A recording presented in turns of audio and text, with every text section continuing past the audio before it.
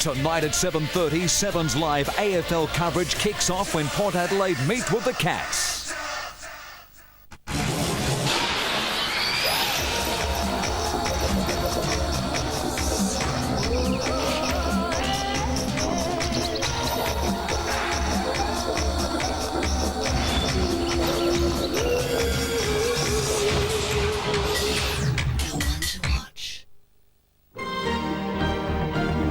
This program brought to you by the new Falcon. Live the legend.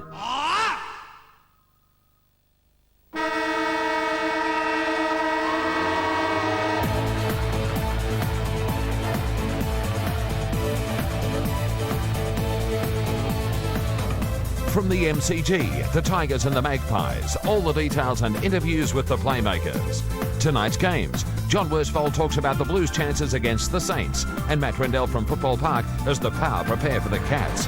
And tonight, joining Craig Hutchison on Around the Grounds is Kangaroos Premiership player Peter Bell. Good afternoon, everyone, and welcome to Around the Grounds, a good old-fashioned Saturday afternoon blockbuster between Richmond and Collingwood coming your way this afternoon. It was a beauty in front of a packed house at the MCG. Both sides 5-4, and round 10 action doesn't get any better than this. Let's look at the scores straight away as we kick off this afternoon's program. It was the Tigers by 48 points. They're now 6-4, and all of a sudden they're a dark horse in the competition. They've won 5 of their last 6. Their best this afternoon, Duncan Callaway with 22 possessions, brother Andrew with 24. Campbell was terrific in his comeback match, as was Joel Bowden. The list goes on and on. 18 players or more having 10 possessions. Dragicevic and Brendan Gale kicking 3. For the hapless Magpies, they've lost 5 on the trot. They're also a story tonight. Tarrant and Rocker kicked 2. Tarrant clearly their best with 15 marks. And Nathan Buckley, the disappointment of the afternoon, he was comprehensively beaten by Duncan Callaway as we welcome Peter Bell, who's sitting on a chair this afternoon to prop him up to size. Belly, this afternoon's game, I just spoke about it then. Buckley's, well, it's been a long time since we've seen him beaten like that, hasn't it? Yeah, look, Duncan Callaway was outstanding. He's been probably Richmond's premier player this year, and he's got some terrific scalps. And to keep Nathan Buckley, the competition's premier midfielder, to 22 possessions while gathering that many himself, that's a terrific effort from Duncan. The stats, in fact, Belly, were 11 kicks, 3 marks and 8 handballs to Buckley. A few of those in the last term. Callaway, 12 kicks, 6 marks and 10 handballs. He really has turned into a terrific midfielder this year as opposed to a defender. Yeah, it's a strange move from Danny Frawley and the coaching trust down there at Richmond, but one that's paid off for them handsomely. The fact that he's played on guys of the ilk of Gary Hocking and now Nathan Buckley and done well, he'll be leading their fairest and best by a long way, along with perhaps Joel Bowden. Do we start taking Richmond seriously?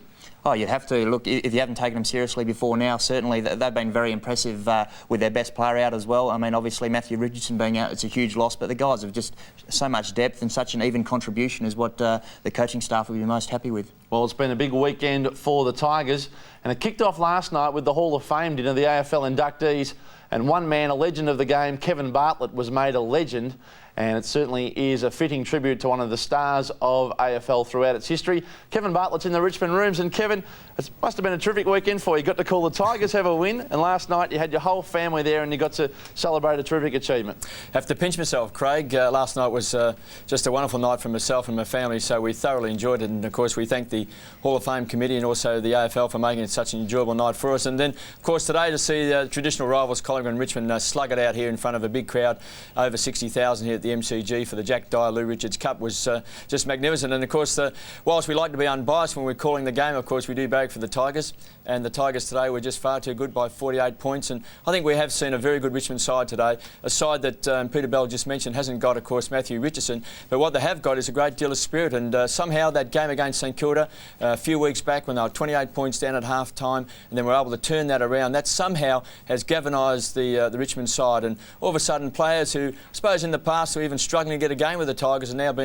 have become integral players in the back line, and as a result they just ran the ball today and there was no easy kicks or handballs for Collingwood. I just thought it was a very, very impressive Richmond side. OK, Kevin, we're going to talk about you for a moment. Was it a humbling experience last night to get up there in front of a room full of AFL legends and accept the highest honour in football?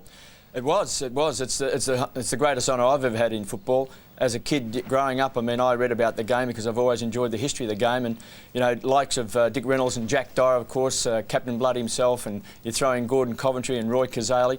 And I was fortunate enough to play at different stages of my career against likes of Polly Farmer and John Nichols and Ron Barassi and Bobby Skilton, Tim Watson, all those sorts of guys who have come through, and of course I mentioned a number of legends there. So as a person growing up and wanting to play football, you always like to be looking at other people and looking at what they've achieved, and you sort of don't look at yourself in that sort of light. So last night to actually be elevated to the legend status of the AFL Hall of Fame was indeed the biggest honour that I've had in football. A bit of press attention today, Kevin. Mike Sheen in the Herald Sun was very critical of Dermott Brereton, revealing the fact that you'd been inducted on the game on Thursday night, said he breached protocol and you hadn't even told your family. Is that true? Yes, I hadn't told my family, only my wife, of course. The rest of my kids I invited along with their husbands. I got two son-in-laws and also my mother-in-law, who's our only living parent. And I just said that I was in the position where we could get a table for the Hall of Fame and would they like to come along? And they said, yeah, they'd love to come along. So I hadn't told my kids at all because I wanted to be a surprise on the night. It's a little bit disappointing that it happened with Dermott. I'm not quite certain why, and I think Ross Glendinning's name was mentioned as well, because the Hall of Fame is a celebration of players. It's not a political thing. I don't think really there's a scoop in it. I think on the night it's great for the Hall of Fame if in fact the inductees can be not known until that particular night. I think it adds to the occasion, and let's hope that in the future that's the way it remains. Well, terrific job. Congratulations once again from all of us here at 7, and you certainly did a terrific job also this afternoon calling the Tigers, who are also fantastic. So a good weekend all round for Kevin Bartlett. Thanks for joining us. Thanks, Craig. Thanks, Peter. Kevin Bartlett there joining us on Around the Grounds. We'll take a closer look at Richmond's 48-point win over the Magpies right after this.